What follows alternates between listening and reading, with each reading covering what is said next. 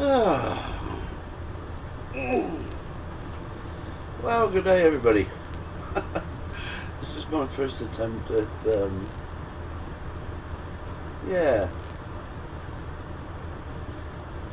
producing a video, an informative video, I have,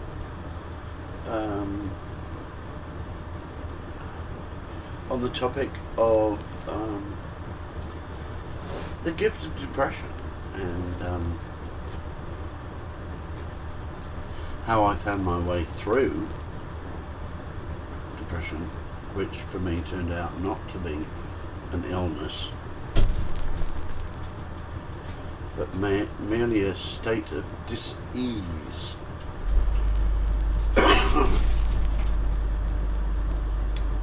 So I'll probably give this the title of The Gift of Depression, because it was a gift. It was the pain that I was feeling that actually drove me to find my own solutions, and they did not reside in my mind. That was a problem. I have an amazing intellect, and for over 20 years I was trying to think my way through depression. Meanwhile, taking all these antidepressants that, we'll talk about antidepressants later on. So I couldn't think my way out of depression. But one day I just sat down and asked myself this question, like, what is the longest relationship I've ever had in my life? And the answer is simple. The longest relationship I've had in my life is with me. Ergo, I am the only expert on my life. So, why am I listening to someone else telling me there's something wrong with me? So the barrier to the solution was I was still living in my mind. My mind was like a tree full of chattering monkeys, and I've got an amazing intellect, but I was trapped in the intellect, and I couldn't think my way through this pain of depression. And then I was living on my boat, and just one day I had this personal insight. But the pain of depression, the pain that I was feeling, was just a natural human response of a loving human being having to live in such a corrupt society. I think, like, with all the wars and famine and pedophilia and, raping the planet to feed the dollar beast. It's just a natural response. I'm not supposed to live this way. I'm a human being, not a human doing. I'm not supposed to live this way. So, with that realization, I could kind of put a boundary around the feelings I was having. They're not my feelings. There's nothing wrong with me. This is just a natural response to living in such a world turned upside down, as Leon Ross's Seven's great song. So the next step forward was for me to... It wasn't until I could silence my mind that I could finally hear my heart. Listen to the real me. For me, my mind is just a tool that I use when I choose, and I'm so much more than my mind. So much more. And now I treat my mind like I treat my little puppy dog Barnaby. When my mind gets feisty, I say, okay, mind, off you go. Go and do some research on solar luminescence or something. off it goes, wagging its little tail, because it's had some attention from the master, and it comes back and reports to me. And I say, thank you very much, mind. Here's a smacko, pat on the head, now back in your basket. So, my mind is just a tool that I use when I choose. And so now with a quiet mind, I can just sit centered within my heart, within my body, and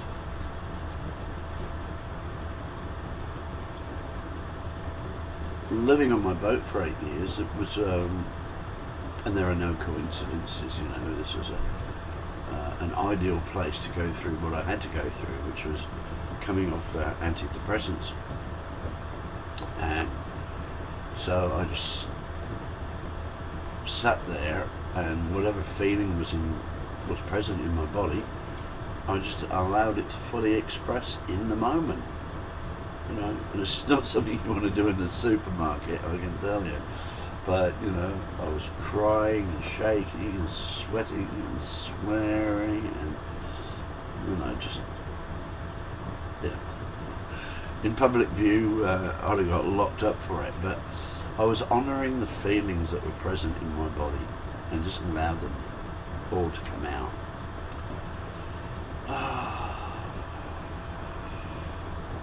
And that was a great release, getting off those antidepressants, because I spent a lot of my life in research.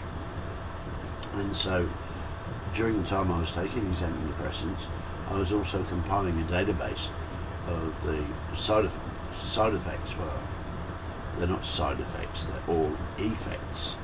And some of the so-called side effects are stronger than the effect that they're marketing. And there was a common denominator with all the antidepressants I was taking, and that can cause thoughts of suicide, anxiety and depression. And I thought, well, hey, this is a no-brainer, this is a no-brainer. They don't want cures, they just want customers. So, yeah, I had a crazy time for ages on the boat, just getting all these feelings out. And then sort of in the background to that, I started to do some personal growth work back in 1990. That's when I seriously started. And the most powerful work I've ever done is to heal the wounds of my childhood.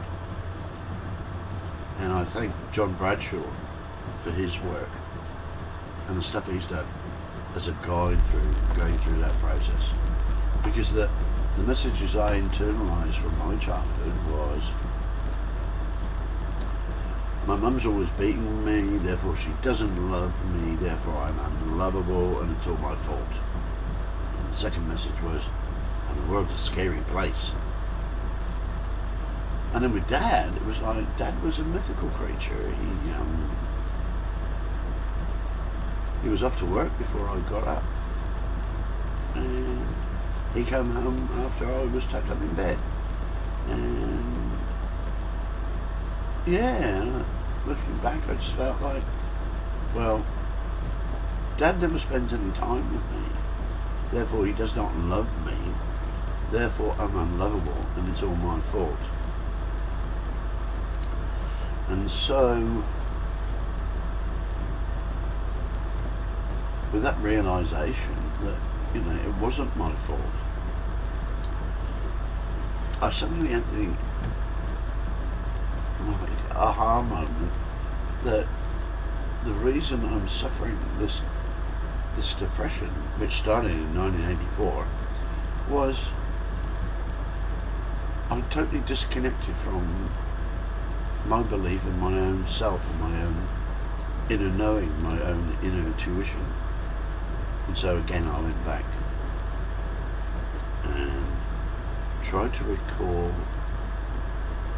the earliest memory of when I stopped believing in me. And I was about 4 3/4 years old, and it was a Sunday morning, and I bounced out of bed and brushed my teeth and combed my hair and put on my red t-shirt and bounced down breakfast feeling very grown up, and Mum said, "Bobby, go up and change. Put on your blue t-shirt, because you know you love your blue t-shirt." So I stood up, confused. I thought, hang on, I'll have my red t-shirt, that's why I put it on. But Mum says, I'll have my blue t-shirt. So she must be right, and I must be wrong, because she's big, and she's Mum, and she's very violent. So I went upstairs and put my blue t-shirt on and came back down feeling sort of a bit lost. But that acquiescence then established a pattern that carried on through my life, that other people know how I am supposed to live my life.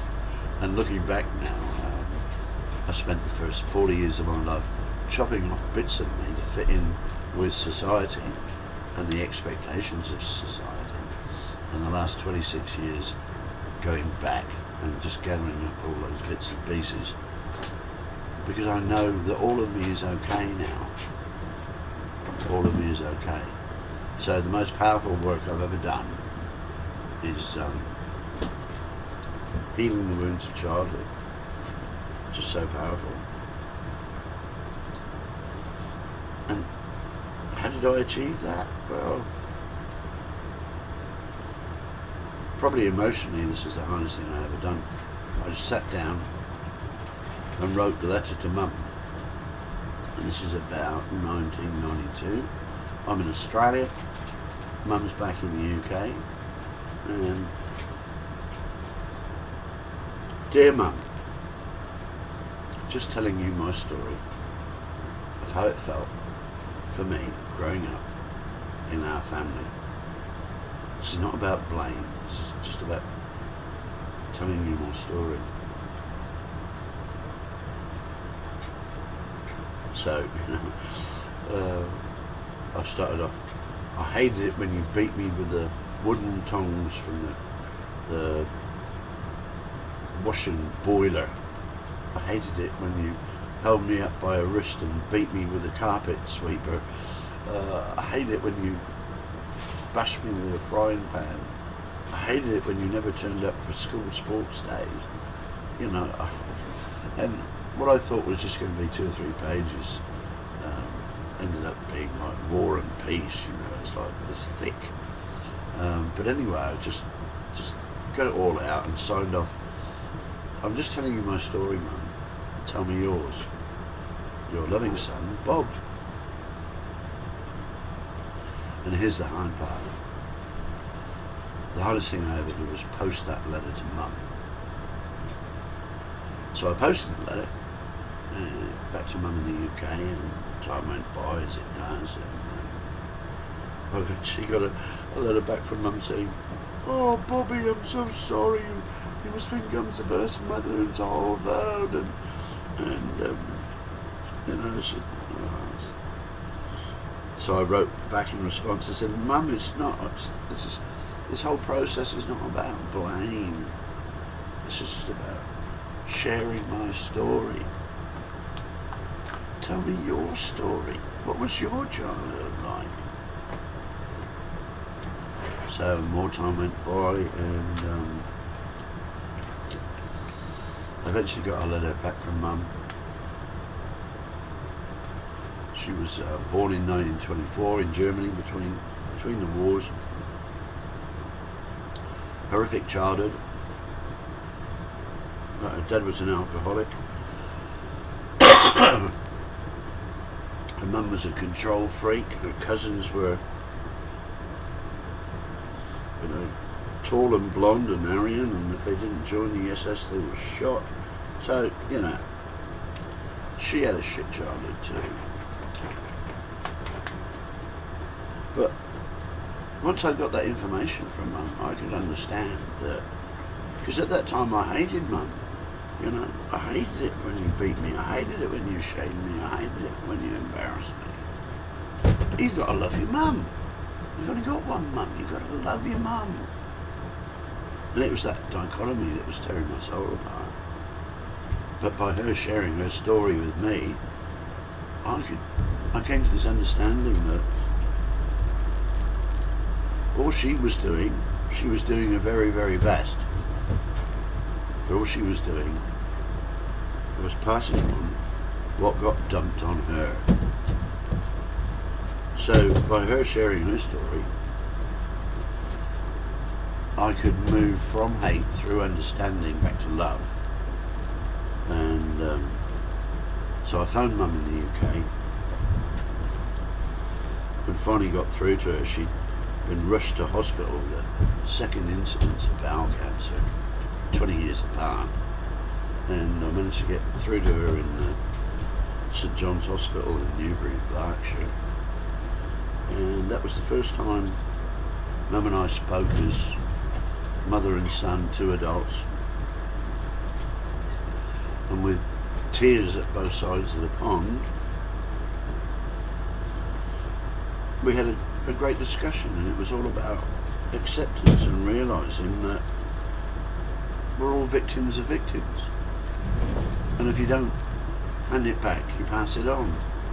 So by writing that letter, I was handing it back, because I did not deserve that treatment. Anyway, after that phone call, which was amazing, 3 days later, Mum died. And I thought, well, what a beautiful closure. What an absolutely beautiful closure. So, I'm walking around as if somebody's taken an elephant off my shoulders. I thought, wow, this is amazing. I've handed all that crap back. But hang on. There's still a niggle here. A bit of a niggle here. What's that? What's a niggle? Right, Dad, you bastard. So I got the notepad out and wrote a letter to Dad, telling him my story. But Dad had already died. So I just put it in an envelope to Dad in heaven and burnt the envelope. And that was how I healed the wounds of my childhood. And since I've done that, it's my life's amazing, to realise that we're all victims of victims. And I'm content with me now. Warts and all, I smoke too much, I drink too much, I exercise about as much as a koala, but I'm content, living for 45 years in drama and intensity. Nah, that's too hard. That's for people that live in headspace, not hard space. But the way through to contentment was the inner road, but also there's some amazing gateways. Like up here in the Whitsundays in about 2005, I got my Master 5 qualification and became a ship's captain, and I was also watching that movie Master and Commander with Russell Crowe, and I love all that traditional 2-6-8 and all hands on deck, hand together,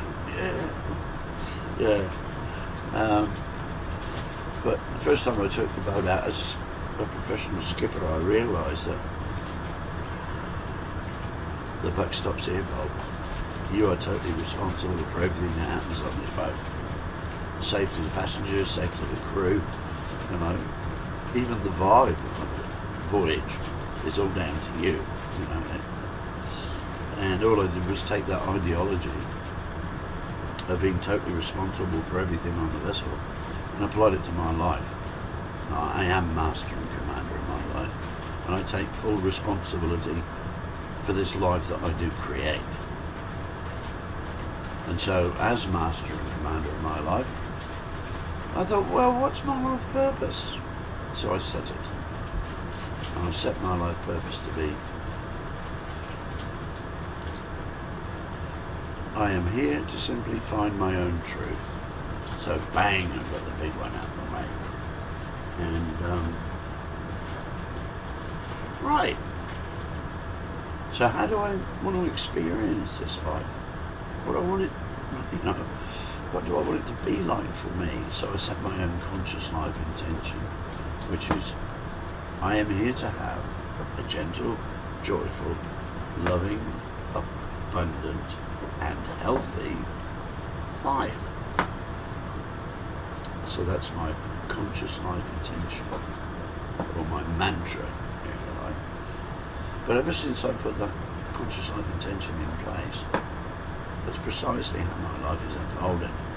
It's like, I don't have to do anything. The universe is doing all the hard work.